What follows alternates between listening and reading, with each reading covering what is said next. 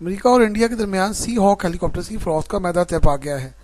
2.6 अरब dollar मालियत के 24 helicopters anti आबदोज खसूसियात के हामिल हैं। इस एक हेलीकॉप्टर की कीमत 43 मिलियन डॉलर है।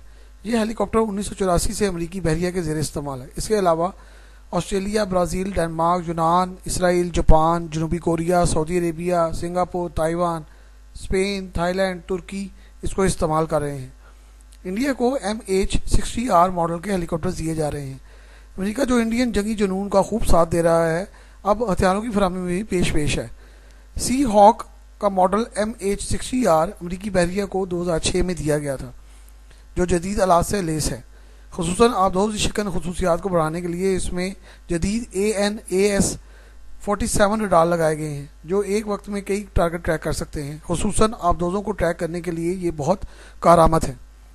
MK-54 टॉर्पेडोज और हेल फायर मिसाइल इस हेलीकॉप्टर का हिस्सा हैं, जो आबदोजों को ट्रैक भी कर सकते हैं और फ़ज़ा में ख़तरे को महसूस करते हुए उसका जवाब भी दे सकते हैं। इंडियन बहरिया पिछले 10 सालों से नए हेलीकॉप्टर की तलाश में थी। इससे पहले भारतीय बहरिया रूसी साख्ता AK-27, AK-31 और बरतानवी साख्ता सी किंग हेलीकॉप्टर इस्तेमाल कर रही थी।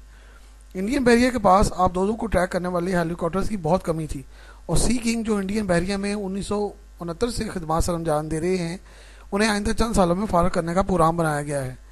इंडियन बहरिया अमरीकी साख्ता बोइंग P-8 और रूसी साख्ता IL-38 तैयारे भी इस्तेमाल कर रही है, जो आबदोजों को ट्रैक करने के लिए होते हैं। इंडियन बहरिया चीन के मुकाबले में सारी तैयारी कर रही है। चीन के पास आबदोजों का बहुत बड़ा बेड़ा है।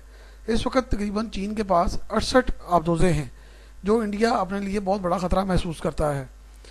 इंडिया चीन की एटमी आबदोजों से भी बहुत खाइफ है, जो गहरे पानियों में खामोशी से कई दिन तक छुपकर बैठ सकती है और ऑपरेशन कर सकती है। क्रूज मिसाइल, बैलिस्टिक मिसाइल से लेस आबदोजे भी मौजूद हैं और रवायती हमलावर आबदोजे भी मौजूद हैं। चीन के इस फ्लीट की वजह से इंडिया बहुत परेशान है, और इंडिया को पता है कि अगले चंद सालों में ये फ्लीट 100 से भी तजावज़ कर जाएगा। भारतीय बहरिया ने आबदोज शिकन हथियारों पर कभी भी इतनी तवज्जो नहीं दी थी, क्योंकि बहरिया को हमेशा हमलावर फोर्स गर्दाना गया था। इंडियन बहरिया अपना ताकत का लोहा मनवाती रही है, लेकिन छोटे मुल्कों पर, श्रीलंका, मालदीव, इन मुल्कों पर चढ़ाई की गई है, लेकिन चीन का मुकाबला एक और बात है।